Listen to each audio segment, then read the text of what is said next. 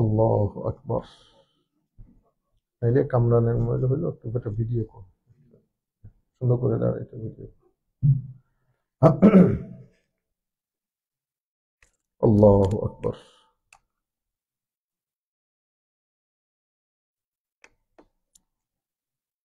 أعوذ بالله من الشيطان الرجيم. بسم الله الرحمن الرحيم. الحمد لله والصلاة والسلام على رسول الله وعلى آله وصحبه ومن والاه، ما بعد. فقد قال الله سبحانه وتعالى في القرآن الكريم: بسم الله الرحمن الرحيم.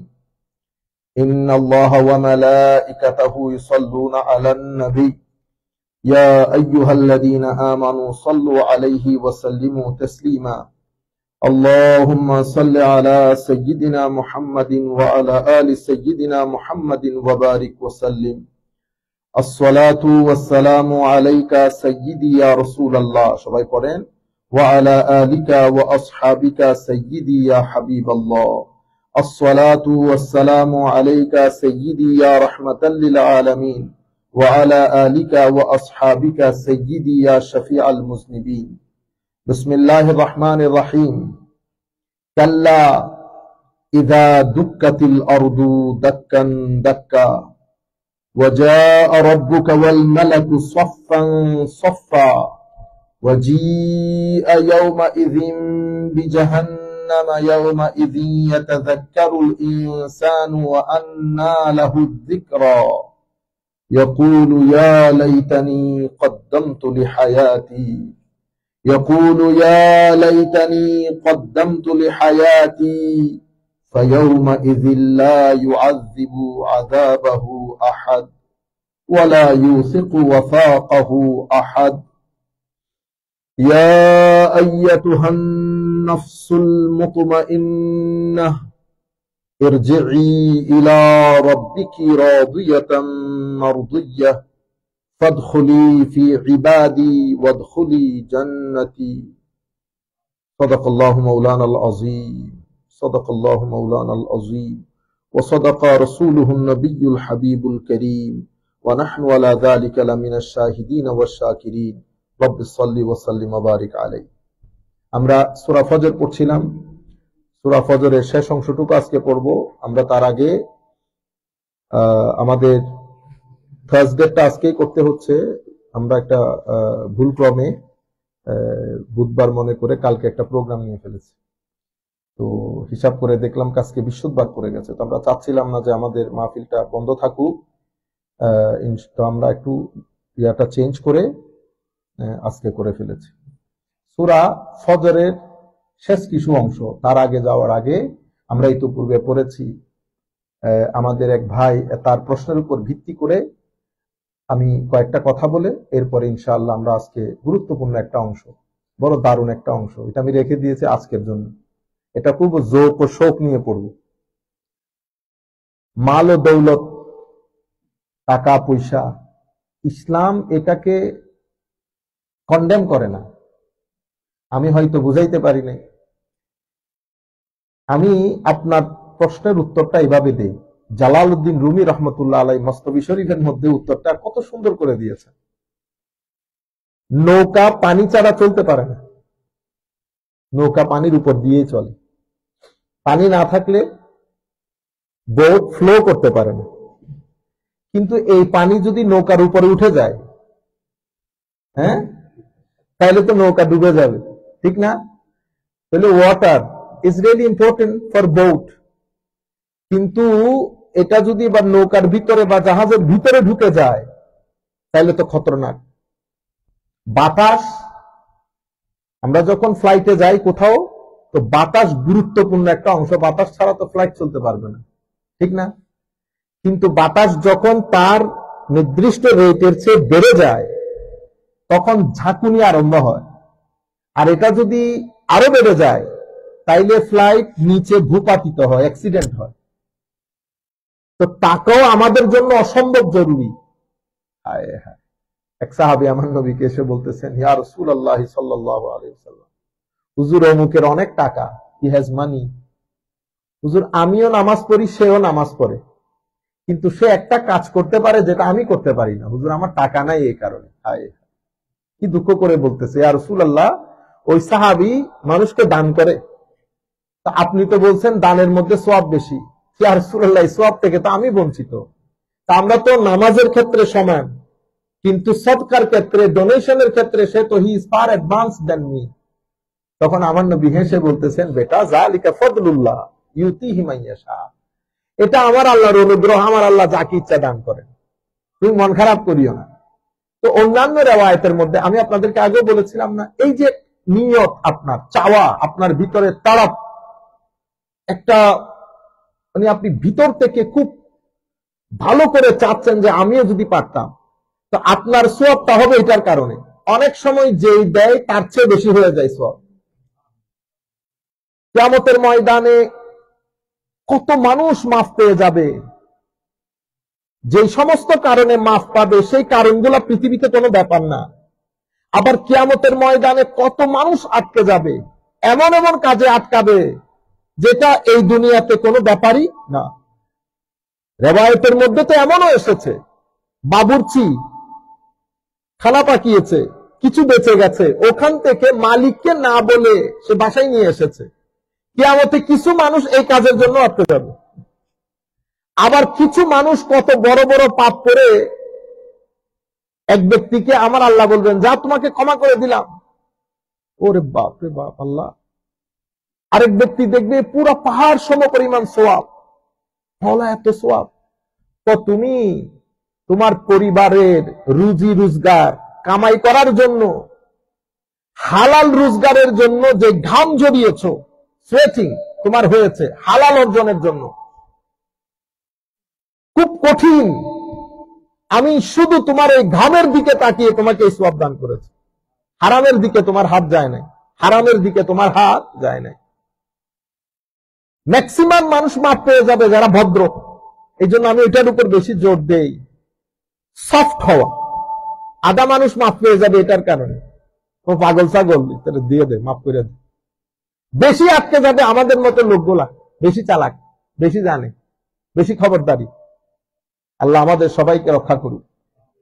তো বলতে চাচ্ছিলাম, এগুলো আমাদের জন্য যেমন দরকার, টাকা পয়সাও দরকার। কিন্তু টাকা পয়সা যখন মানুষের পকেটে আসে, 95% লোক এটার ভিতরে ঢুকে যায়।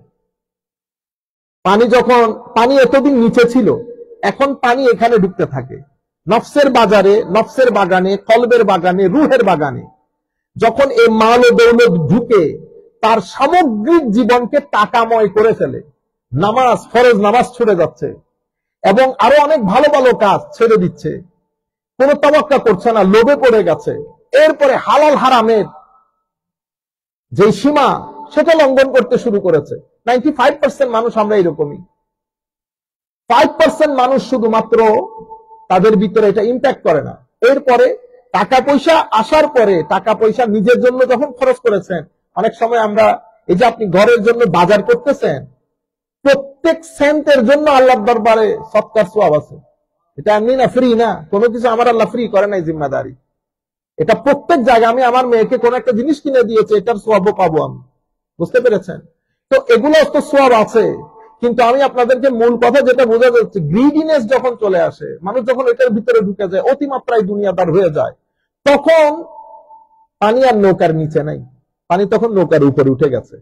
তখন যেই পানিতে ভর করে নৌকা চলেছে, সেই পানি নৌকার উপর উঠে নৌকাকে পানিতে ডুবিয়েছে। এই টাকা পয়সা যখন আমার এটার ভিতরে ঢুকে যায়, তখন আমাকে নিয়েই লে ডুবে। এক সাহাবী, আমি বলেছি বোধহয়, অনেক সময় কথা রিপিট হয়, আমি অনেক জায়গায় ক্লাস, তো কোন জায়গায় কোন কথা বলে মাথায় থাকে না। তো আমার নবীর এক সাহাবী এসে বলতেছেন, ইয়া রাসূলুল্লাহ আমার জন্য একটু দোয়া করেন, আমার টাকা পয়সা দরকার। আমাদের অনেকের মধ্যে আছে তো যে আমার নাই কেন, যার জন্য যেটা ভালো আল্লাহ তাকে সেটা দিয়েছেন। সব সময় যা আপনার সাথে আছে, whatever you have, be content with it, be pleased with it. অতিমাত্রায় চাওয়া, নাই কেন নাই কেন, এগুলো কখনো করবেন না। যা আছে আল্লাহর দরবারে আলহামদুলিল্লাহ রাব্বিল আলামিন। দোয়া করবেন শান্তির জীবনের জন্য। যাকে আল্লাহ যা দিয়েছেন হিকমতের কারণে দিয়েছেন, যাকে আল্লাহ দেন নাই তাকে হিকমতের কারণে দেন নাই। সে কারণে আমার আল্লাহ বলছেন, আওয়ালাম ইয়ারাউ আন্নাল্লাহা ইয়াবসুতুর রিজকা লিমান ইয়াশাউ ওয়া ইয়াকদির ইন্না ফি যালিকা লাআয়াতিন লিকাওমিন ইউমিনুন। আমার আল্লাহ সবার স্ট্যাটাসকে এক ধরনের করে নাই, বেশি কম করেছে, তো এখানে নিদর্শন রেখেছেন আমার আল্লাহ। আচ্ছা, আবার ইসলামিক ট্রেডিশনের মধ্যে এটা একটা দারুণ, এত দারুণ ধর্ম, আমার আল্লাহ একেবারে খুলে দিতেও বলেন নাই, একেবারে হাতকে মিজাইল নিষেধ করেছেন, একেবারে খুলে দিতেও নিষেধ করেছেন। হযরত ওয়াক্কাস রাদিয়াল্লাহু তাআলা আনহু, সাআদ বিন আবি ওয়াক্কাস রাদিয়াল্লাহু তাআলা আনহু অনেক অসুস্থ, আমার নবী তাকে দেখতে গেলেন। অনেক বড় লোক সাহাবায়ে কেরামের মধ্যে। উনি বলতেছেন, ইয়া রাসূলুল্লাহ, আমার তো অনেক সম্পদ, আমি চাচ্ছি এগুলো সব আল্লাহর রাস্তায় দিয়ে দেব। আমি হলে, আমাদের বাংলাদেশি মৌলভী হলে একেবারে কাইটটা, বুঝছেন, সেলাই করে দিত। আমার নবী বলতেছেন, না বেটা, এটা না, এরকম না, সব না।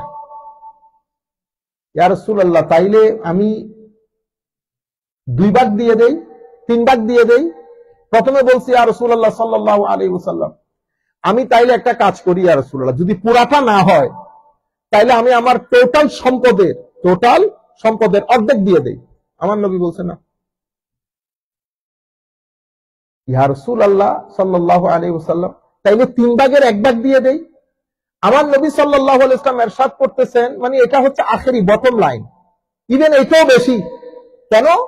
আমার নবী বলতেছেন, তোমার ধরো তুমি দিয়ে দিলা, পরে তোমার সন্তানরা গরিব হয়ে গেল, তো তুমি কি চাও তুমি দিয়ে দেওয়ার পরে তোমার সন্তানরা ঝুড়ি নিয়ে মানুষের ঘরে ঘরে ভিক্ষা করুন? এটা ভালো না। তবু আমার নবী 3-এর 1 ভাগ কবুল করেছে বটম লাইন হিসেবে। আমার নবী সাল্লাল্লাহু আলাইহি ওয়াসাল্লাম বলেছে, এটা ঠিক আছে, 3-এর 1 ভাগ। তো উনি পুরা 3 ভাগের 1 ভাগ আমার নবীর দরবারে দিয়ে দিয়েছেন। বুঝতে পেরেছেন? তো আমার কোরআনে পাক বলছে, কুল্লুল বাস্ত যেন না হয়, একেবারে ঢেলে দিয়ে দিলাম, সেরকম না। ধর্ম এত দারুণ করে করেছে যে আমি আমার পরিবারের জন্য, আমার জন্য, অতঃপর গরিব গোরাবাদের জন্য, এটা এত দারুণ করে সুন্দর করে সেট করেছেন। এবং আজীব বিষয় হচ্ছে, আমার আল্লাহ এবং আমার নবী সাল্লাল্লাহু আলাইহি ওয়াসাল্লাম যেটা বলতে চেয়েছেন, আমার নবী বলতেছেন, বেটা সম্পদ, তুমি যে বলো না মালি মালি, আমার টাকা, আমার সম্পদ, আমার এটা যে করো, তো আসলে ধরতে গেলে তোমার বলতে তুমি যেটা খেয়ে ফেলেছো, whatever you have already enjoyed and eaten, it finished, পানি হয়ে গেছে। যেটা তুমি কাপড় চোপড় কিনে পরে ফেলেছো, আবলাই, এটাও নষ্ট হয়ে গেছে। আর তুমি, তোমার জন্য রয়েছে শুধুমাত্র সেটা, যেটা তুমি তোমার গরিব আত্মীয় স্বজনকে দান করে, যেটার সব তুমি আগে পাঠিয়ে দিয়েছো, এটাই হচ্ছে তোমার আসল, ওইটাই তোমার মাল। বাকিটা কি হবে জানো? তোমার ডেড বডি যখন ঘর থেকে বের করবে, তোমার আত্মীয় স্বজন থাকবে, তোমার আমল থাকবে, তোমার মাল ও দৌলত থাকবে। তোমার মাল ও দৌলত তোমার ঘর থেকেও বের হবে না। আত্মীয় স্বজন যা বের হবে তা কবর দিয়ে ফেরত চলে আসবে। তোমার সাথে সাথে সাথে সাথে এই অন্ধকার কবরের মধ্যে তোমার সঙ্গে দেবে তোমার আমল। তো সম্পদ তো অনেক গুরুত্বপূর্ণ জিনিস। সম্পদ বাদে আমি মসজিদ করতে পারবো না, সম্পদ বাদে আমি কোনো ভালো কাজ, অনেক ভালো কাজ করতে পারবো না। আল্লাহ পাকের মেহেরবানিতে রমজান মাসের মধ্যে আপনারা যে এতগুলা টাকা পাঠিয়ে গরিব গোরাবাদের জন্য, প্রত্যেকে যার যার অবস্থান মতে আপনারা যে ইফতারের ব্যবস্থা করতেছেন, তো আপনাদের কাছে টাকা না থাকলে কি দিতে পারতেন না? তো তাইলে টাকা থাকা এটা একটা ব্লেসিং, কতক্ষণ পর্যন্ত? যতক্ষণ নৌকার নিচ পর্যন্ত থাকে। কিন্তু এটা আযাবে পরিণত হয় কখন? যখন এটা নিচ থেকে উঠে নৌকার ভিতরে ঢুকে যায়। আল্লাহ রাব্বুল আলামিন আমাদেরকে এই জায়গা থেকে রক্ষা করুন। আমি ওটাই বুঝাতে চেয়েছিলাম আপনাদেরকে। কাল্লা ইজা দুক্কাতিল আরদু দাক্কান দাক্কা, আমার আল্লাহ বলছেন, ইতোপূর্বে তোমরা মানুষের জন্য খরচ করো নাই, তোমরা এতিমদের সাথে অসম্মানই করেছো, এটা অনুচিত হয়েছে। ইজা দুক্কাতিল আরদু দাক্কান দাক্কা, পৃথিবী কিন্তু চূর্ণ বিচূর্ণ হবে। ইজা জুলজিলাতিল আরদু জিলজালাহা, ইজা জুলজিলাতিল আরদু জিলজালাহা, যখন পুরো পৃথিবী প্রকম্পিত হবে, এমন ভাবে প্রকম্পিত হবে, ইজা সামাউন ফাতারাত, আকাশ ছিন্ন, মানে ছিঁড়ে যাবে, কাগজ যেমন ছিঁড়ে যায়, আকাশ ছিঁড়ে যাবে। ইজা সামাউন ফাতারাত ওয়া ইযাল কাওয়াকিবুন তাফারাত, তুমি এই যে চন্দ্র সূর্য দেখছো, এগুলো সব খসে পড়বে তোমার মাথার উপরে। ইজা সামাউন ফাতারাত ওয়া ইযাল তাছাড়া ওয়া ইজাল বিহারু ফুজ্জিরাত, এই যে সমুদ্র দেখছো, সমুদ্র তার পানি নিয়ে জনপদে ঢুকে যাবে। সেটা আরেকটা দুনিয়া হবে। কি দুনিয়া হবে? মাওলা কইজা জুলজিলাতিল আরদু জিলজালাহা হবে। পুরা পৃথিবী প্রকম্পিত হবে, মাটি খুলে যাবে এবং জিবাল তথা পাহাড়গুলো পঠনের মতো উড়ে বেড়াবে। মাটি খুলে মাটির ভিতরে যা কিছু আছে মাটি ভমিটিং করে দেবে, বমি করে দেবে।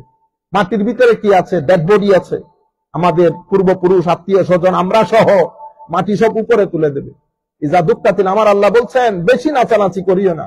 ইজা দুক্কাতিল আরদু, ধাক্কা আছে কিন্তু। ইজা জুলজিলাতিল আরদু জিলজালাহা আছে।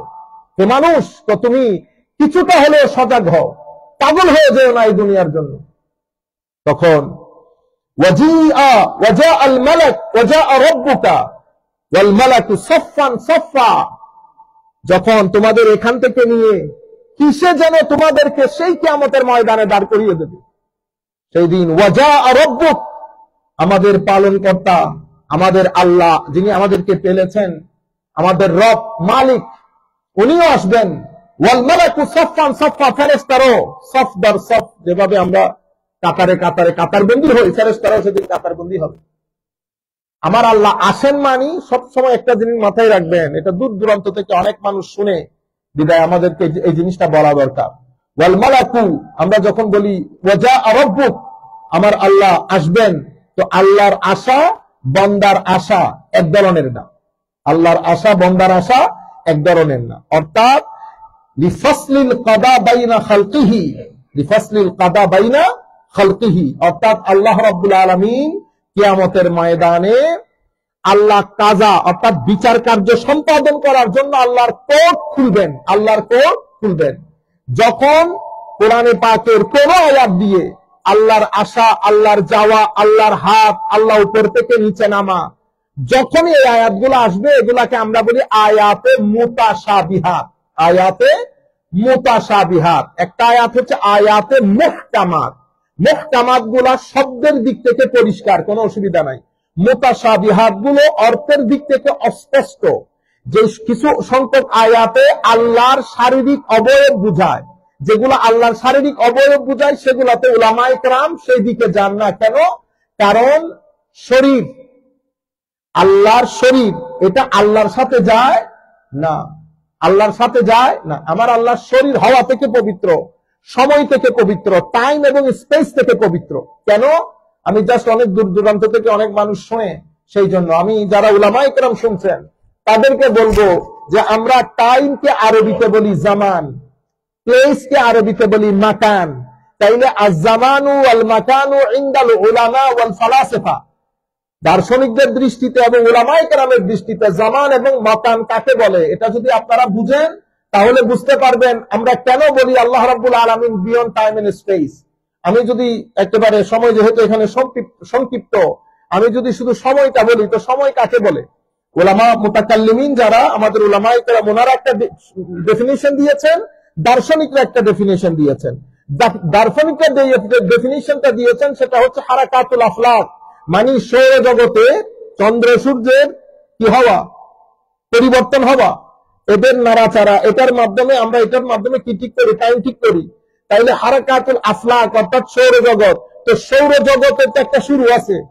সৌরজগতের এমনটা না যে এটা কেউ বানাই নাই, সৌরজগতের শুরু আছে। যেহেতু সৌরজগতের শুরু আছে, সেই হেতু সময়েরও শুরু আছে। তো সৌরজগৎকে কে বানিয়েছেন? আমার আল্লাহ। তো আমার আল্লাহ সৌরজগৎ বানানোর পরে সৌরজগতের মধ্যে যখন হারাকা এসেছে, তখন টাইম শুরু হয়েছে এবং স্পেস শুরু হয়েছে। তো আমরা যদি বলি আমার আল্লাহ এটার ভিতরে আছে, তো প্রশ্ন আসে না এটার আগে আমার আল্লাহ কোথায় ছিল? এই জন্য আল্লাহ রাব্বুল আলামিনের সাথে সময়, কাল, স্থান, পাত্র এগুলা কোনো কিছু না। কেন? কারণ আমার আল্লাহ বলেছেন লাইসা কামিসলিহি শাই ওয়া হুয়াস সামিউল বাসীর। কোন কিছুই স্থান, কাল, পাত্র, ধরন, গঠন, আকৃতি, প্রকৃতি কোন দিক থেকে আমার আল্লাহ কারো মতো নন। তো এখন আমার আল্লাহ এসেছেন এটা বলার কারণে তো সালফে সালেহিন উম্মত বলেছেন কোরআন যেভাবে বলেছে সেভাবে বিশ্বাস করব, কিন্তু আমরা যে আশা অর্থ বুঝি সেই আশা আল্লাহর আশা এক না। কিন্তু আমাদের পরবর্তী যুগের আইম্মায়ে কেরাম এটাকে তাবিল করেছেন। তাবিল মানে ব্যাখ্যা করেছেন। কি বলেছেন? যা রাব্বুকা মানে কি হবে? ওয়ালাকিন মিন গায়রি তাকয়িফ ওয়ালা তামসিল বাল ওয়াকিল্লু ইলমা কাইফিয়াতিহি মাজিআতু ইলা মাশিআতিহি তাআলা ওয়াল খালক ইউআল্লুনা যালিকা বি আই আল মাজি হুনা বিমানা মাজি আমরিহি ওয়া কাদাইহি। এখানে পরবর্তী যুগের উলামায়ে কেরাম সেটাকে ব্যাখ্যা করে কি বলেছেন? আল্লাহর আশা মানে হচ্ছে আল্লাহর হুকুম, আল্লাহর বিচার ব্যবস্থা সেই দিন সকলের সামনে উন্মোচিত হবে, আল্লাহর কোর্ট খুলবে, সেই কোর্টের মধ্যে সবার বিচার হবে। এর পরবর্তীতে ফেরেশতারা সারিবদ্ধভাবে দাঁড়াবে। ইমাম ইবনে কাসির এখানে খুব সুন্দর একটা কথা বলেছেন, ইয়ানি লিফাসলিল কাদা বাইনা খালকিহি ওয়া যালিকা বা'দা মা ইস্তাশফিউন ইলাইহি বিসাইয়্যিদি ওয়ালাদি আদম আলাল ইতলাক মুহাম্মাদিন সাল্লাল্লাহু তাআলা আলাইহি ওয়াসাল্লাম। তো এই ঘটনা কখন ঘটবে?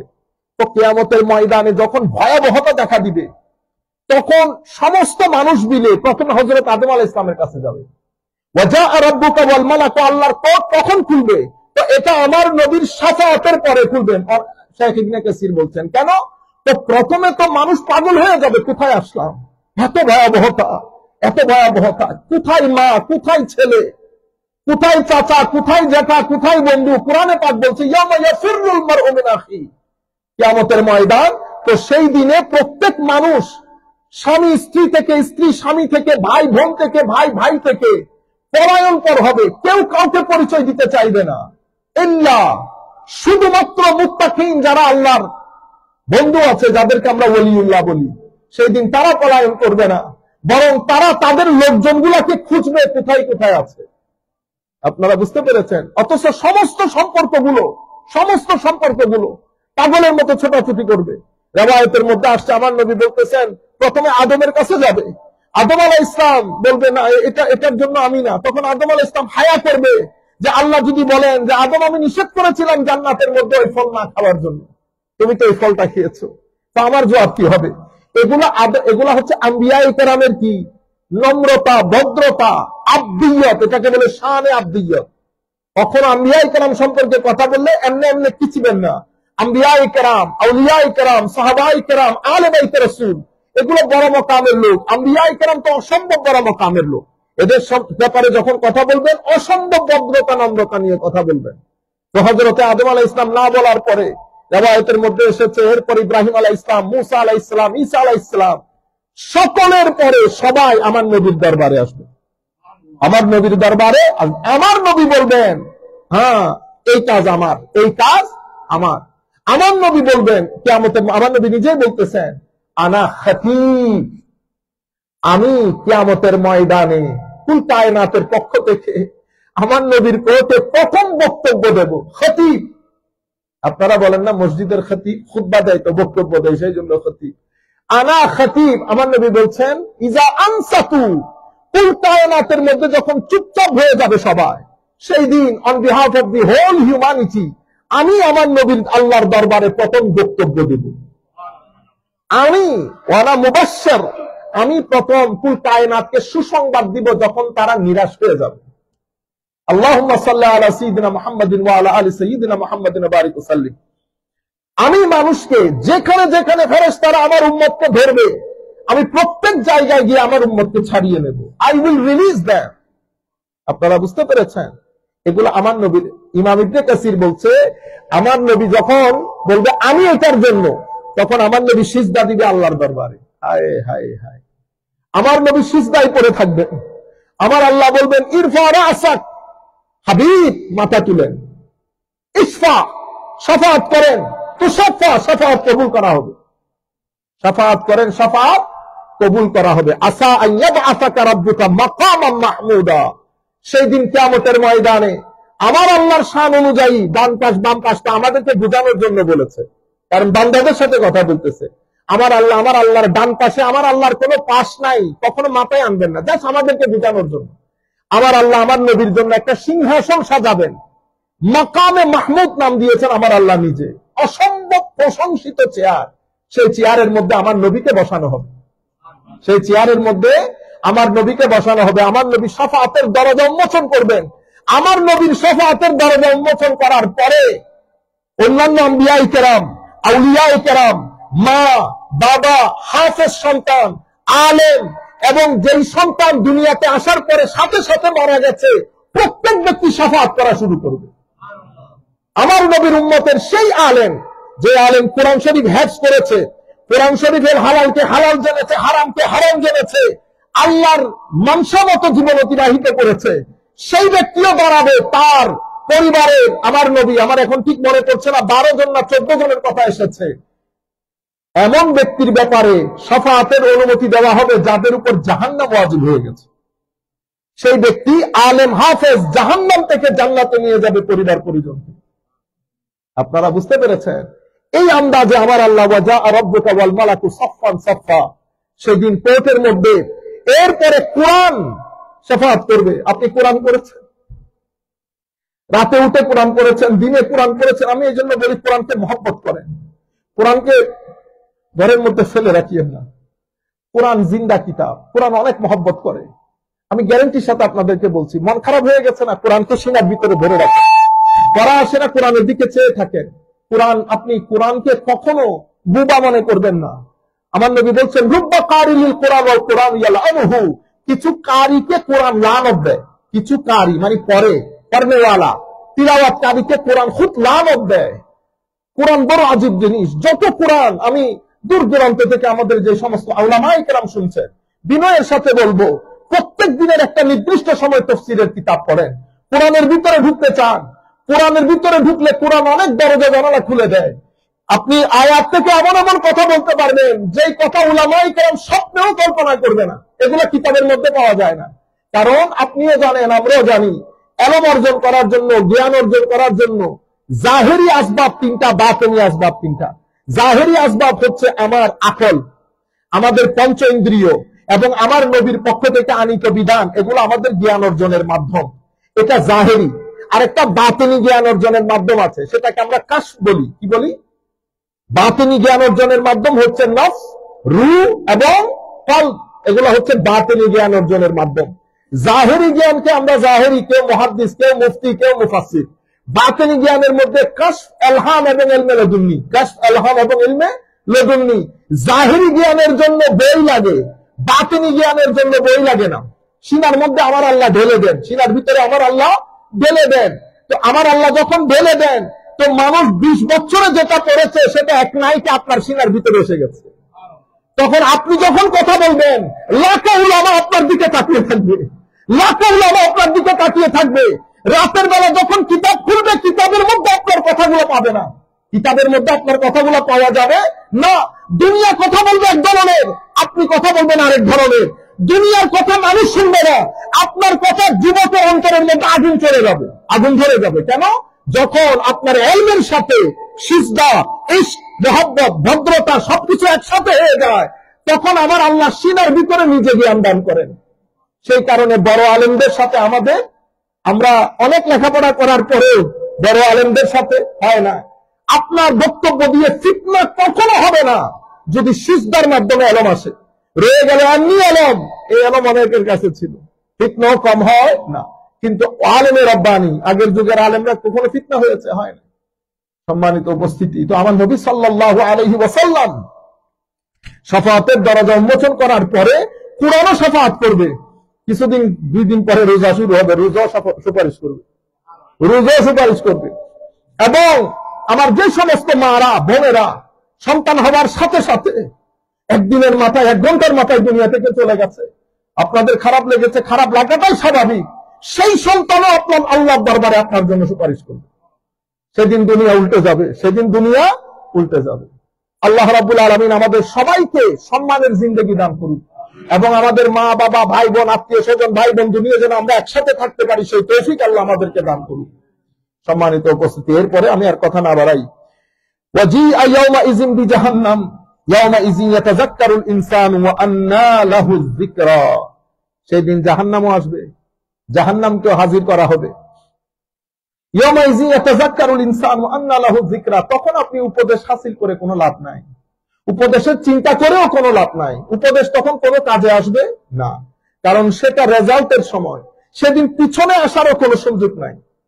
কোরআনে পাকের মধ্যে আমার আল্লাহ বলছেন, মুমিনে হক আল্লাহর ওলিদেরকে যখন দেখবে মানুষ, চতুর্দিকে নূর, তো সামনে নূর, ডানে নূর, তখনই ওয়ায়াকুলুল মুনাফিকুনা ওয়াল মুনাফিকাত, মুনাফিক মুনাফিকাত যারা জমিনে পৃথিবীর মধ্যে মুনাফিকি করেছে দ্বীনের সাথে, কাফেরের কথা বলে নাই, মুনাফিকদের কথা বলেছে, যারা আমাদের সাথে থেকে টাকার জন্য যা মন চাই দ্বীনের তাফসীর ব্যাখ্যা করে জনসমাজের মধ্যে ফিতনা ফাসাদের সৃষ্টি করেছে। অন্ধকার হবে, কোনো নূর থাকবে না। ইয়াকুলুল মুনাফিকুনা ওয়াল মুনাফিকাত উনজুরুনা, আমাদের দিকে একটু তাকান না প্লিজ, নাকতাবিস মিন নূরিকুম, তোমাদের থেকে যদি একটু, আপনাদের থেকে যদি একটু নূর দার দিতেন, আমরা আজকে একটু চলতে পারতাম। দেখছেন অবস্থা। কোরআন বলতেছে তারা জবাব দিবে, আপনারা পেছনে দুনিয়াতে চলে যান। এটা নূর অর্জন করার জায়গা না, নূর অর্জনের জায়গা দুনিয়া। সেদিন আল্লাহ রাব্বুল আলামিন, আল্লাহর যারা পছন্দের মানুষ, তাদের সামনেও নূর, ডানেও নূর, ইয়াসআ নূরুহুম বাইনা আইদিহিম। আল্লাহ রাব্বুল আলামিন আমাদেরকে সেই সমস্ত মানুষের কাতারে শামিল করুক যাদের সামনে ডানে নূর থাকবে, অথবা তাদের পিছনে পিছনে চলার তৌফিক দান করুক। সেই কারণে আমরা খাজা মাঈনুদ্দিন চিশতি, শেখ আব্দুল কাদের জিলানী, শেখ বাহাউদ্দিন, শিহাবুদ্দিন, মুজাদ্দিদ আল ফেসানি রহমতুল্লাহ আলাইহি, শাহজালাল ইয়ামানি, শাহ পরান, শাহ আমানত, এদের সবার দামনের মধ্যে আমরা থাকতে চাই। কেন? কারণ পছন্দিদা মানুষ, পছন্দিদা মানুষ যেরকমই হোক, যেরকমই হোক, দুনিয়ার মধ্যে যেমন একটু একটু পরিচয় থাকলে, আমাদের এই পুলিশ একটা নির্দিষ্ট জায়গার মধ্যে পুলিশে ধরে নিয়ে যাচ্ছে, আমি দেখছি আমাদের পাশের গ্রামে ছেলে, আমি চিনি ওরে, কয়েকবার দেখছি, সে আমার দূর থেকে দেখা আমার গাড়ি চলে যাচ্ছে, সে হাত ইশারা করছে, আমি আবার গাড়ি পিছনে দিয়ে আমি জিজ্ঞেস করছি, কিরে ভাই নিয়ে যাচ্ছেন যে? কৌজুর এরকম এরকম। না না, ওইটা আমি চিনি। ওইটার আপনি চিনেন? আল্লাহ হ্যাঁ চিনি, ছেড়ে দেন। শুধু শুধু আপনি দেখেন সামান্য পরিচয় কি বেনিফিট দিছে তারে। সে আমার সে বলতেছে, উনি আবার বলতেছেন এসআই হুজুর বলাতে ছেড়ে দিতেছি। তো আপনি বুঝতে, তো দুনিয়াতে যদি মানুষ এই লাভবান হয়, আখিরাতে লাভবান হবেন না। এই জন্য আশা দেওয়া লাগে, পরিচয় লাগে, যেন মনে থাকে। আমরা বারবার নাম নেই, খাজা মাঈনুদ্দিন চিশতি, খাজা মাঈনুদ্দিন চিশতি, রুহের তো খবর হয়ে যায়, রুহের খবর হয়ে যায়। এটা একটা আজীব সম্পর্ক। দুনিয়াতে আপনি কখনো সম্পর্ক করতে পারবেন না যদি রুহানি জগতে সম্পর্ক না থাকে। রুহানি জগতের মধ্যে যারা যারা সম্পর্কের বন্ধনে আবদ্ধ হয়েছে, দুনিয়াতেও তারা একজন আরেকজনের সাথে পরিচিত। এই যে আপনি আমাকে চিনতেছেন, এটা এখানে এসে না, আমরা আলমে আরওয়ার মধ্যে পরিচিত ছিলাম। এখান থেকে যতক্ষণ আলমে আরওয়ার পরিচিত লোক একসাথে এখানে না হবে, মৃত্যু আসবে না। বুঝতে পেরেছেন? এরপরে আমার ওয়াজিআ ইয়াওমাইযিন বিজাহান্নাম ইয়াকুলু ইয়া লাইতানি কদ্দামতু লিহায়াতি ফায়াওমাইযিন লা ইউআযযিবু আযাবাহু আহাদ ওয়া লা ইউসিকু ওয়াসাকাহু আহাদ। তখন আমাদের অনেক লোক নিজের জীবনের জন্য দুঃখ প্রকাশ করবে, হাই হাই করবে, কেউ তো নাই আসলে। কদ্দামতু লিহায়াতি, হায় এই জীবনের জন্য আমি যদি কিছু আগে প্রেরণ করে যাইতাম, কিছু পাঠাইতাম, কিছু করে আসতাম এই জীবনের জন্য। আমার আল্লাহ বলছেন ফায়াউমাইযিন লা ইউআযযিবু আযাবাহু আহাদ, কিয়ামতের ময়দানে তার শাস্তির মতো কারো শাস্তি হবে না। ওয়ালা ইউসিকু ওয়াসাকাহু আহাদ, উনি যেভাবে বেঁধে বেঁধে মারবেন সে আন্দাজে আর কেউ বাঁধবেন না। ইন্না বাতশা রাব্বিকা লাশাদীদ, আমার আল্লাহ যখন ধরবেন তো আমার আল্লাহর ধরাটা অনেক কঠিন হবে, অনেক কঠিন হবে। বাদশা মানে পাকড়াও করা। আমাদের বাংলাদেশের বরেণ্য মুফাসসির বলে ইন্না লিল্লাহি ওয়া ইন্না, বাদশার অনুবাদ করতেছে ইন্না বাদশা রাব্বিকা মানে বাদশা। আপনারা বাদশা বলেন না? আমি বের হয়েছিলাম 2-3 মিনিট, আমি বলতেছি এটা বলতে পারে না। যে ব্যক্তি মাদ্রাসার বারান্দা দিয়ে হাঁটছে সেও জানে বাদশা মানে কি। তোমার বাদশা মানে বলে বাদশা, ইন্না লিল্লাহি, আল্লাহ মাফি দিয়ে দে। যাই হোক, এবার আমি আমার যেই আয়াতটা ছিল সেটার দিকে আসছি। ইয়া আইয়াতুহান নাফসুল মুতমাইন্না ইরজিই ইলা রাব্বিকি রাদিয়াতাম মারদিয়া। আল্লাহর জমিনের মধ্যে, আল্লাহর বান্দাদের মধ্যে আল্লাহর কিছু খাস বান্দা আছে। তার আগে আমি আপনাদেরকে নফসের কিছু বিষয়, এটা অনেক বড় লম্বা কিতাব, আমি সংক্ষিপ্ত আকারে আপনাদেরকে বলতে হবে 4-5 মিনিটের মধ্যে। আমরা যারা আছি, আমাদের ভিতরে আল্লাহ রাব্বুল আলামিন নফস দিয়েছেন, রূহ দিয়েছেন, কলব দিয়েছেন।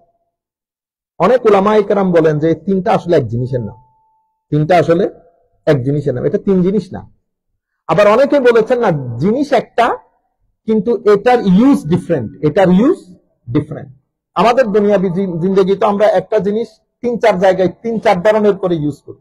এটাকে আমরা আরবির মধ্যে বলি শাইউন ইতিবারি বা নিসবি, মানে হচ্ছে এটা রিলেটিভ, এটা এক এক সময় এক এক জায়গায় এক এক ভাবে ইউজ হয়। বুঝতে পেরেছেন? আবার অনেকে বলেছেন না, এটা 3টা আলাদা আলাদা। এটাকে বলে লতিফ মানে কাসিফ না, লতিফ মানে অনেক সেন্সিটিভ, এটা নজরে আসে না, ধরা পড়ে না, বাট এই অস্তিত্বটা আছে। কেমনে বুঝবেন? তো কিছু অস্তিত্ব, এখানে যে একটা উজুদ আছে, এখানে যে একটা এক্সিস্টেন্স আছে, সেটা আপনি এক্সিস্টেন্সটা দেখতেছেন না, কিন্তু এটার কিছু কার্যক্রম, কিছু প্রতিক্রিয়ার কারণে আপনি বুঝতে পেরেছেন এখানে একটা ক্রিয়া আছে। হ্যাঁ, এটা কি বলে রিঅ্যাকশন, কজ এন্ড ইফেক্ট, অথবা অ্যাকশন এন্ড রিঅ্যাকশন। এখানে আপেল পড়তে আমি দেখি নাই, কিন্তু আপেলটা আমার মাথার উপরে পড়ছে, ব্যথার কারণে আমি বুঝতে পেরেছি গাছে আপেল আছে, কিন্তু অন্ধকারে আপনি আপেল দেখতেছেন না। ঠিক আছে? তো এই 3টা জিনিস আমার ভিতরে আছে, এটার অস্তিত্ব আছে, কিন্তু আমরা জিনিসগুলো দেখি না। এই কারণে মানুষকে যখন ওপেন হার্ট সার্জারি করে, কোনো ডাক্তারও দেখে না যে এখানে রু বলে কিছু আছে, কল্ব বলে কিছু আছে। রু কোথায় আছে? আপনি এখানে চিবা মারেন উফ, এখানে চিবা মারেন উফ, তো যেখানে উফ সেখানে রু, কিন্তু আপনি আবার এক্স্যাক্টলি রুর জায়গা কোনটা সেটা আমরা জানি না। কিন্তু এটার এফেক্টের কারণে, এটার তাসিরাতের কারণে আমরা বুঝতেছি যে এখানে এই ধরনের কিছু আছে। তো নফসের ব্যাপারে, তো মানুষের নফস হচ্ছে, তো প্রত্যেক গ্রামের মধ্যে কিছু বাজে লোক থাকে, প্রত্যেক গ্রামের মধ্যে কিছু। ইমাম গাজালি রহমতুল্লাহ আলাইহি কিমিয়া ও সাআদার মধ্যে খুব সুন্দর করে বলেছেন। তো গ্রামের বাজে লোকটা হচ্ছে নফস। আমাদের এই ভিতরের গ্রামের বাজে লোকটার নাম হচ্ছে নফস। এর সমস্যা হচ্ছে সঙ্গ। এর ঠেলা মারে কিসে? দুনিয়া। এর ধাক্কা মারে শয়তান। এই দুইজনের চিপাই পড়ে এই ভালো হতে চাচ্ছে, এ কিন্তু রুহের কাছে আছে। রু কিন্তু আলমে মালার জিনিস, উপরের জিনিস। আমার আল্লাহর নিজে আমাদের ভিতরে এই নূর দান করেছেন, কিন্তু এই নূর নফসের কারণে এই নূর কোন রকম জ্বলে উঠতে পারতেছে না। লাইটটা অনেক সুন্দর ছিল, কিন্তু বরফ যখন পড়েছে, বরফে আপনার হেডলাইটটা কি ঢেকে গেছে। এরপরে বরফ সরে গেছে, একজনে এসে কালো রং লাগিয়ে দিয়েছে।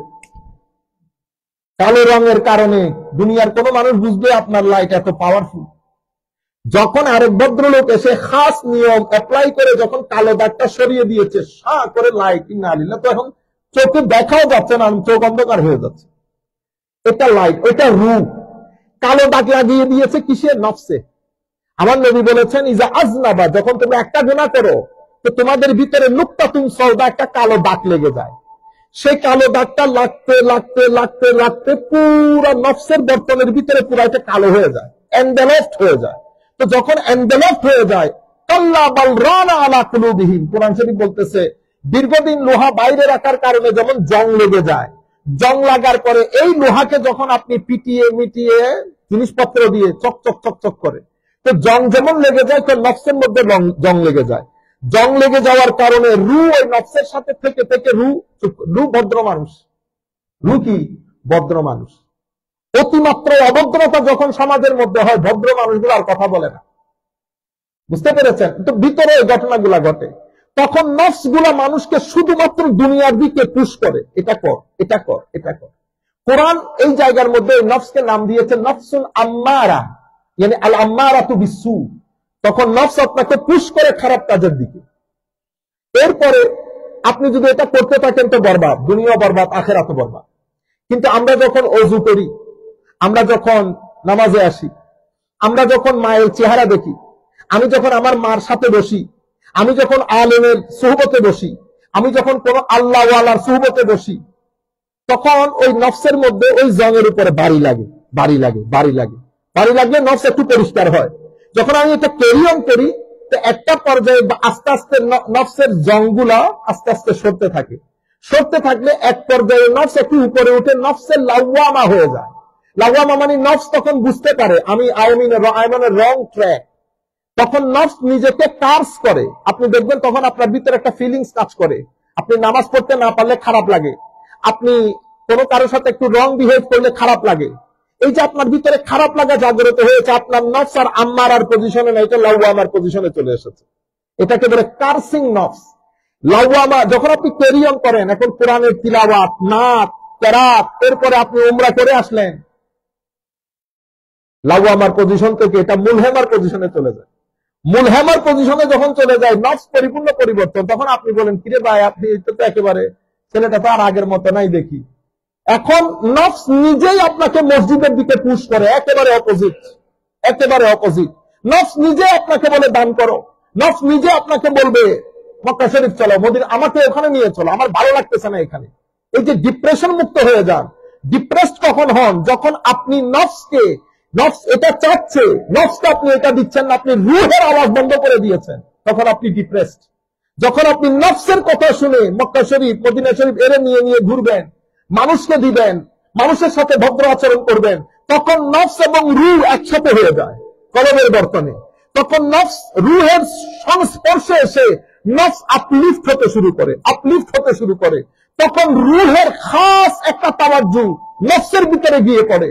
তখন আলমে আরওয়ার সাথে একটা, ওখান থেকে বর্ষার বাড়ির মতো আল্লাহ রাব্বুল আলামিনের নূর ঝরে। এটা পৃথিবীর কোনো মানুষ জানবে না। যখন এই ঘটনাগুলো ঘটবে, আপনার জীবন পরিবর্তন হয়ে যাবে। জবান দিয়ে গালি আসবে না, গালি কানে শুনতে চাইবে না, চোখ পরিবর্তন হয়ে যাবে।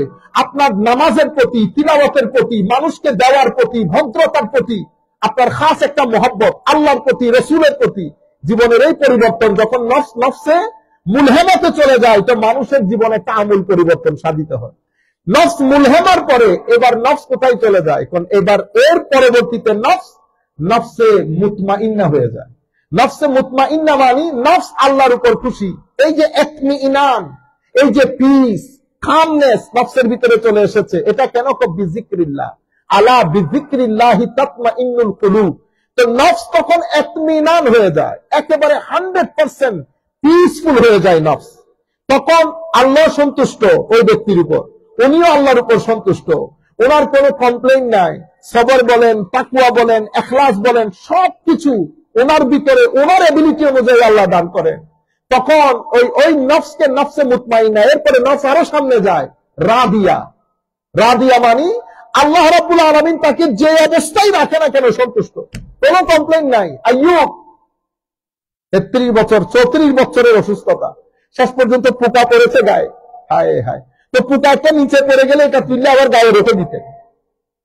পোকাটা নিচে পড়লে পোকার কষ্ট হবে, গায়ে রেখে দিতেন। আপনি দেখছেন নফস যখন রাদিয়া মারদিয়ার পজিশনে চলে যায়, আল্লাহ শেফা দান করেছেন, একদিনও আল্লাহর দরবারে কমপ্লেন করে বলে না আল্লাহ আইয়ুবকে তুমি শেফা দান করো, আমি আর পারতেছি না। আমার আল্লাহ যখন বলতেছেন আইয়ুব একটু দোয়া করো, তখন উনি দোয়া করলেন রব্বি ইন্নী মাসসানিয়াদ দুর ওয়া আনতা আরহামুর রাহিমিন। আল্লাহ আমাকে একটু কষ্ট স্পর্শ করেছে, একদিক স্পর্শ করেছে, তুমি বড় দয়ালু আল্লাহ। এখানেও হযরত আইয়ুব আলাইহিস সালাতু ওয়াস সালাম শেফার কথা বলেন নাই কেন? তো রোগ দিয়েছেন আমার আল্লাহ, আর আমার কাছে আমি আল্লাহর কাছে সবচেয়ে প্রিয় ভাজন, আমার সবচেয়ে মহব্বতের হচ্ছেন আল্লাহ। তো আল্লাহ মহব্বত করে যেটা দিয়েছেন, আমি সেটা হাসি মুখে কেন গ্রহণ করব না? Understanding completely different. তখন হায় হায় আমার আল্লাহ শেফা দান করলেন। তো শেফা দান করার পরে এক ব্যক্তি ওনাকে জিজ্ঞেস করেছেন, ওনার মহব্বতের অনুচর সহচর যারা ছিলেন, হুজুর দীর্ঘদিন আপনি অসুস্থ ছিলেন, চিল্লানি মারতেন অর্ধরাত্রিতে, এখন আল্লাহর মেহেরবানি আপনি পুরোদম সুস্থ, কোনটা আপনার জন্য সবচেয়ে দারুণ ছিল হুজুর? তখন হযরত আইয়ুব আলাইহিস সালাম বলছেন, বেটা তোমাদের জন্য আমার সুস্থতা ব্লেসিং, আর যদি আমাকে জিজ্ঞেস করো আমার জন্য আমার অসুস্থতা ব্লেসিং ছিল। উনি বলতেছেন হুজুর রাতে আপনার চিল্লানির কারণে গ্রামের মানুষ শুইতে পারত না। তো তোমরা চিল্লানি দেখছো, আমি যখন কষ্টে আওয়াজ দিতাম শেষ রাতে আমার আল্লাহ পর্দাগুলা সরাই যখন বলতেন আইয়ুব অনেক কষ্ট হয়, এটা আমার পুরা জিন্দেগি, আমি ওই শোকের মধ্যে আমার আধা দিন চলে যাই, কষ্টের মধ্যে আমার আল্লাহ ধরা দেন বেশি। এই কারণে আমার জীবনে আমি অনেক আহলুল্লাহ দেখেছি, শুরুতেই মা নিয়ে যায়, বাবা নিয়ে যায়, আত্মীয় স্বজন নাই, মানে ইয়েতিম করে ছেড়ে দেয় আমার আল্লাহ। আমার জীবনে অনেক আহলুল্লাহ দেখেছি, শুরুতেই তাদের জীবনের শুরুতে এই ধরনের ঘটনাগুলা ঘটিয়ে আমার আল্লাহ একটা পর্যায়ে নিয়ে যায়। যাতে পরিপূর্ণ ডিপেন্ডেন্স আমার আল্লাহর উপর থাকে। তো নফস নফসে মুতমাইন্না হয়। আমি শুধু একটা রিওয়ায়াত, ওয়ান নফসুল মুতমাইন্না হিয়া নফসুল আমারাতু মিনাল খাউফ ওয়াল হুজন। নফস যখন নফসে মুতমাইন্না হয়ে যায়, তো এটা পূর্ববর্তী কোন কাজের জন্য কোনো ভয়, কোনো কিছু থাকে না। ভবিষ্যতের জন্য তাদের জীবনে কোনো পেরেশানি থাকে না। তারা একেবারে প্রটেক্টেড, সেফ, এবং তাদের পূর্ণ জীবন কামনেসের ভিতরে চলে আসে। আমরা মানুষকে শুধুমাত্র কি শোনাই? মানুষকে শুধুমাত্র শোনাই জাহান্নামে এ আযাব দিবে, এ আযাব দিবে, এ আযাব দিবে। আল্লাহ কি জাহান্নামে শুধু আযাবের কথা শুনাইছে? এটা আমার আল্লাহ কোরআন শরীফে আল্লাহর বান্দাদের কথাই তো তুলে ধরতেছেন, ইয়া আইয়াতুহান নাফসাল মুতমাইন্না। তো বলে যে এই ডাকটা আল্লাহ কখন দিবেন? ইয়া আইয়াতুহান নাফসুল মুতমাইন্না, হে শান্তিময়, পিসফুল নফস, ইয়া আইয়াতুহান নাফসুল মুতমাইন্না ইরজিই ইলা রাব্বিক, তোমার রবের দিকে ফেরত আসো। রাদিয়াতাম মারদিয়া, রাদিয়াতাম মারদিয়া, তুমিও খুশি আমিও খুশি, তুমিও খুশি আমিও খুশি, যিনি আসতেছেন উনিও খুশি, যার কাছে যাচ্ছেন তিনিও খুশি। How blessing the life is. রাদিয়াতাম ফাদখুলি ফি ইবাদি, আমার ব্লেসেড যারা বান্দা আছে তাদের গ্রুপে দাঁড়িয়ে যাও। ব্লেসেড বান্দা কারা? সাবিকুনা বিল খায়রাত। আমি কোন মৌলবীর কাছে কোনদিন শুনি নাই, আরে বেটা কোরআন যেগুলো যেগুলো বলে মানুষকে শুধু জাহান্নামে দৌড়াদৌড়ি, আল্লাহ বলেছেন জাহান্নামের ভয়াবহতার কথা বলেছেন, কিন্তু আল্লাহ তো জাহান্নামে আরেক ধরনের কথা বলেছেন, শুধু আল্লাহ এক ধরনের কথা বলে নাই। তো এই মানুষগুলার কথা, আমার বান্দাদের কাতারে দাঁড়িয়ে যাও, ওয়াদখুলি জান্নাতি, এবং আমার জান্নাতের মধ্যে প্রবেশ করো। এখন বলে যে এই যে ইয়া আইয়াতুহান নাফসুল মুতমাইন্না, এই কথাটা আমার আল্লাহ কখন বলবেন? বলা হচ্ছে, আমি শেষ করে দিচ্ছি 2-4 মিনিটে, এটা হয় মৃত্যুর সময়, হয় মৃত্যুর সময়, নতুবা বিচার কাজ যখন শেষ হবে তখন আমার আল্লাহ বলবেন যে জান্নাতি গ্রুপের মধ্যে আমার বান্দাদের কাতারে, আমার আহলুল্লাহদের কাতারে শামিল হয়ে যাবে। হয় মৃত্যুর সময় বলবে। এখন একটা লম্বা হাদিস এসেছেন, আমি এখান থেকে সংক্ষিপ্ত আকারে আপনাদেরকে বলি এই জিনিসটা। ফাকালা কওমুন ইউকালু ইনদাল মাউত ফায়ুকালু লাহা ইরজি ইলা রাব্বিক, কেউ বলেছেন মওতের রক্তে, কেউ বলেছেন বিচারের সময়। আচ্ছা, আনিল্লাহ হযরতে আব্দুল্লাহ ইবনে ওমর রাদিয়াল্লাহু তাআলা আনহু বলছেন, আমি মাদ্রাসার আলেম ওলামা যারা দেখতেছেন ওনাদেরকে বলবো যে কোরআনে পাকের মধ্যে ইসাব্বিতুল্লাহুল্লাযিনা আমানু বিল কওলি সাবিত, এই হাদিসের আলোকে ইমাম ইবনে কাসির এই হাদিসটা এনেছেন। অরিজিনালি এটা মুসনাদ ইমাম আহমদ ইবনে হাম্বলের হাদিস, অসংখ্য অন্যান্য হাদিসের কিতাবেও আসছেন। হযরত বারা বিন আযিব রাদিয়াল্লাহু তাআলা আনহু থেকে বর্ণিত এই হাদিস। এখন আমি যেটা বলতেছি সেটাও আমি তাফসীরের কিতাব থেকে বলতেছি। এই হযরত আব্দুল্লাহ ইবনে ওমর, এটা বারা বিন আযিব, ওখানে পূর্ণ হাদিস শরীফটা এসেছে। এখানে হযরত বারা বিন আযিব, হযরতে আব্দুল্লাহ বিন ওমর রাদিয়াল্লাহু তাআলা আনহু বলছেন যে এই কথা ইয়া আইয়াতুহান নাফস, এই কথা আল্লাহ কখন বলবেন? তো আমি শুধু এই রিওয়ায়াতটা আপনাদেরকে শোনাবো। ইজা তুফিয়াল আব্দুল মুমিন, যখন আল্লাহর কোন বান্দায়ে খাস মারা যান, হায় হায়, আরসালাল্লাহু আযজা ওয়া জাল্লা মালাকাইন ওয়া আরসালা ইলাইহি বিতুহফাতিন মিনাল জান্নাহ, আল্লাহ রাব্বুল আলামিন ওই ব্যক্তির কাছে জান্নাতের গিফট দিয়ে দুইজন ফেরেশতাকে পাঠান, দুইজন ফেরেশতাকে পাঠান। ফায়ুকালু লাহা আখরিজি ইয়া আইয়াতুহান নাফসাল মুতমাইন্না, অর্থাৎ কোন ব্যক্তির, আল্লাহর কোন আহল খাস বান্দার যখন মৃত্যুর সময় উপস্থিত হয়, তখন প্রথমত আল্লাহ ওই পুরো অ্যাটমসফিয়ারকে ফেরেশতা দিয়ে সাজিয়ে ফেলেন। এটাও হাদিসের মধ্যে এসেছে, আমি শুধু এই রিওয়ায়াতটা আপনাদেরকে বলছি। সাজিয়ে ফেলেন, তখন আল্লাহ দুইজন ফেরেশতাকে জান্নাতের ট্রে, জান্নাতের আতর এবং জান্নাতের শ্রাউট, কাফন দিয়ে, এটাকে বলা হচ্ছে জান্নাত থেকে তোহফা পাঠান। তোহফা, তোহফার মধ্যে কি কি থাকে? আতর থাকে, জান্নাতের ট্রে এবং জান্নাতের কাফন, শ্রাউট নিয়ে তারা দুইজন আসেন। এসে অতঃপর মালাকুল মওতও আসে। আসার পরে আপনি প্রটোকল দেখেন, কোরআন বলছে মালাকুল মওত আসার পরে সালাম আরজ করে, প্রটোকল, সালামুন আলাই, আপনার উপর শান্তি বর্ষিত হোক। আমরা তো শুধু মালাকুল মওত টানা হেসরা আমার নবীর উপর, আরে কোরআনে পাক বলতেছে আগে প্রটোকল মেইনটেইন করে, সালাম দেয় আগে। আচ্ছা, ফেরেশতারা এরপরে কি বলে? ইয়া আইয়াতুহান নাফস আল মুতমাইন্না, হে নফসে মুতমাইন্না। কোনটা? যেটা আম্মারা থেকে লাওয়ামা, লাওয়ামা থেকে মুলহেমা, মুলহেমা থেকে মুতমাইন্না, মুতমাইন্না থেকে আরো করে গিয়ে যে ব্যক্তি সামগ্রিকভাবে আমার আল্লাহকে সন্তুষ্ট করেছেন এবং আমার আল্লাহর কাজা কদরের উপর সন্তুষ্ট হয়েছেন, সেই ব্যক্তির নফসকে বের হইতে হবে। আখরিজি ইলা রুহিন ওয়া রাইহান ওয়া রাইহান ওয়া রাব্বুকা আনকা রাদিন, তুমি আল্লাহর নাজ নিয়ামত, সুগন্ধি, এটার দিকে তুমি চলে আসো, বের হয়ে আসো। ওয়া রাব্বুকা আনকা রাদিন, তোমার আল্লাহ তোমার উপর সন্তুষ্ট। ওই যে ইয়া আইয়াতুহান নাফস রাদিয়া মারদিয়া, তোমার উপর সন্তুষ্ট। ফাতাখরুজু কাআতিয়াবি রিহিন মিস্ক ওয়াজাদাহু আহাদুন ফি আনফিহি, মানুষের নাকে যে সুগন্ধি লাগে না, মিস্কের যে অসাধারণ সুগন্ধি, কারণ তৎকালীন আরব যুগে এর চেয়ে বেশি সুগন্ধময় জিনিস ছিল না। কারণ ওই রু বের হয়ে আসার পরে মানুষের নাকে যে মিস্কে আম্বরে সুগন্ধি লাগে, তার রু থেকে সেই পরিমাণ সুগন্ধি বের হয়, পুরা অ্যাটমসফিয়ারের মধ্যে সুগন্ধি ছড়িয়ে পড়ে। ওয়াল মালাইকাতু আলা আরজাইস সামা ইয়াকুলুন, পুরা ফেরেশতারা পুরা অ্যাটমসফিয়ার সাজিয়ে ফেলে। সমস্ত ফেরেশতারা বলে কদ জাআ মিনাল আরদি রূহ তাইয়্যিবা ওয়া নিসমা তাইয়্যিবা, আজ পৃথিবী থেকে একটা দারুণ খুশবুদার সুগন্ধিযুক্ত রূহ তশরীফ এনেছে।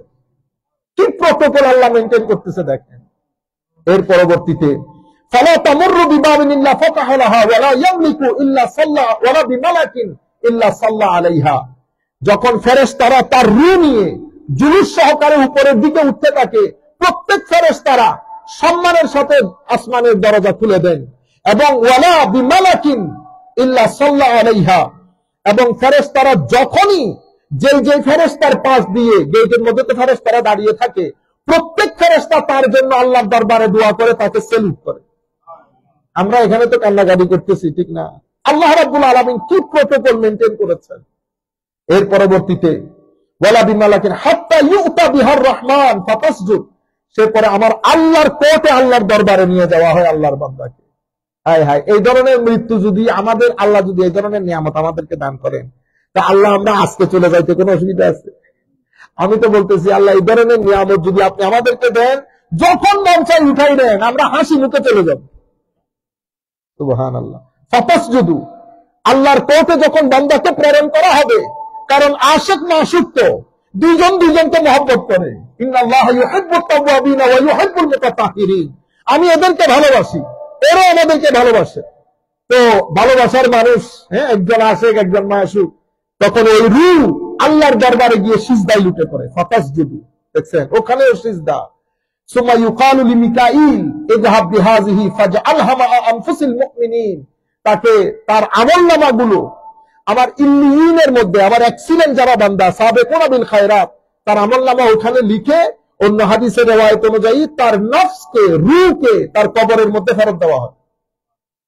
সুম্মা ইউমারু ফায়ুসাউ আলাইহি কবরুহু, অতঃপর আমার আল্লাহ হুকুম দেন তার কবরকে যেন ডানে বামে দৈর্ঘ্য প্রস্থে 70 হাত যেন প্রশস্ত করে দেয়।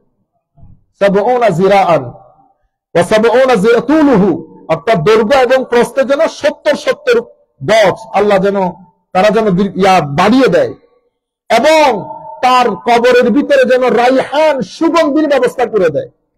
ওয়া ইন কানা মাআহু শাইউন মিনাল কুরআনি কাফাহু নূরু, যদি তার সিনার ভিতরে কোরআন থাকে, তো কবরের মধ্যে কোরআনই তার জন্য নূর হিসেবে যথেষ্ট হবে। হুফাজে কেরাম বসে আছে, কবরের মধ্যে তাদের এই কোরআন নূর হবে।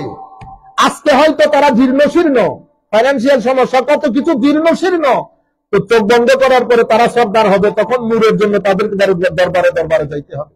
সেই কারণে হুফাজে কেরাম, আইম্মায়ে কেরাম, উলামায়ে কেরাম যারা আছেন অর্থনৈতিকভাবে একটু দুর্বল, আপনারা সহযোগিতা করবেন, যেভাবে প্রকাশ্যে অপ্রকাশ্যে সহযোগিতা করবেন। আল্লাহ রাব্বুল আলামিন এটার জাযা আপনাদেরকে দুনিয়া আখিরাতে দান করবেন। এর পরবর্তীতে ওয়া ইন কানা মাআহু শাইউন মিনাল কুরআনি কাফাহু নূরু ওয়া ইন লাম ইয়াকুন জাআলা লাহু নূরান মিসলা শামসি ফি কবরিহি, যদি সিনার ভিতরে কোরআন না থাকে, তো আল্লাহ রাব্বুল আলামিন বিশেষ নূরের ব্যবস্থা করবেন, ঠিক যেভাবে সূর্য থেকে আলো হয় সেভাবে তার কবর আলোকিত হয়ে যাবে।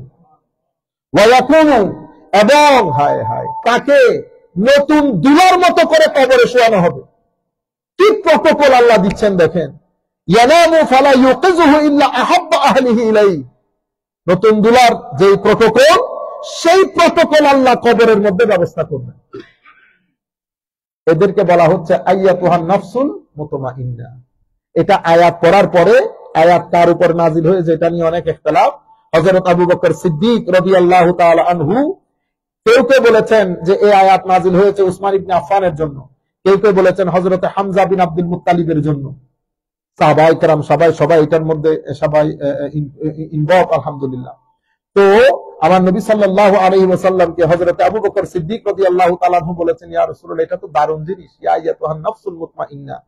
فقال له النبي صلى الله عليه وسلم اما ان الملك سيقول لك هذا عند الموت। আবু বকর, তোমার মৃত্যুর সময় আসলে ফেরেশতারা তোমাকে এভাবে প্রটোকল দিবে। বুঝতে পেরেছেন? আমরা আল্লাহর দরবারে দোয়া করি আল্লাহ যেন আমাদেরকে এই নিয়ামত একটু হলেও নসিব করেন।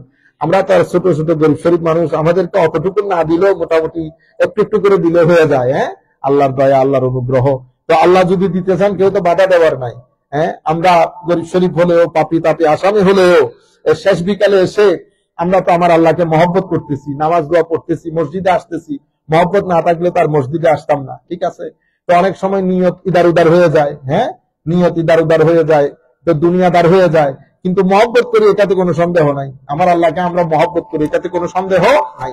মাঝে মধ্যে অর্ধরাত্রিতে বা যে কোনো এক সময় রাতে উঠে সোফার মধ্যে বসে আমার আল্লাহর জন্য কান্নার ভান করবেন। কান্নার ভান, অনেক সময় চোখের পানি আসে না, তো তখন ভান করে কান্না করবেন। মায়ের সাথে 3-4 বছরের ছেলেরা যে আন্দাজে ইমোশন দেখায়, সেই আন্দাজে আল্লাহর সাথে ইমোশন দেখাবে। বুঝতে পেরেছেন? মুরদানা তো আল্লাহ জিন্দা, এবং আমার আল্লাহ বলতেছেন আমি সবকিছু দেখি, তুমি আমার সাথে সাথে আছো, তুমি আমাকে যেভাবে চাইবে আমি সেভাবে তোমার সাথে থাকবো। বুঝতে পেরেছেন? আমরা আল্লাহর দরবারে দোয়া করি আল্লাহ আমাদের গুনাহগুলোকে ক্ষমা করুক। আল্লাহ যেন পুরা রমজান শরীফের ফুয়ুজাত দিয়ে আমাদের সিনাকে ধন্য করে। এই নফসে মুতমাইন্নার যে কথাগুলো আমরা পড়লাম, আল্লাহ যেন এটার ফুয়ুজাত দিয়ে আমাদেরকে ধন্য করে। আমার মায়ের চাচাতো বোন, আমাদের খালা, বড় মহব্বতের, অত্যন্ত অল্প বয়সে আজকে ইন্তেকাল করেছেন বাংলাদেশে। আপনারা দোয়া করবেন, একবার সূরা ফাতিহা শরীফ, 3 বার সূরা ইখলাস শরীফ, দরুদ শরীফ, ইসালে সওয়াবের নিয়তে আমরা দোয়া করব। আপনারা দোয়াতে শামিল হবেন। আউযু বিল্লাহি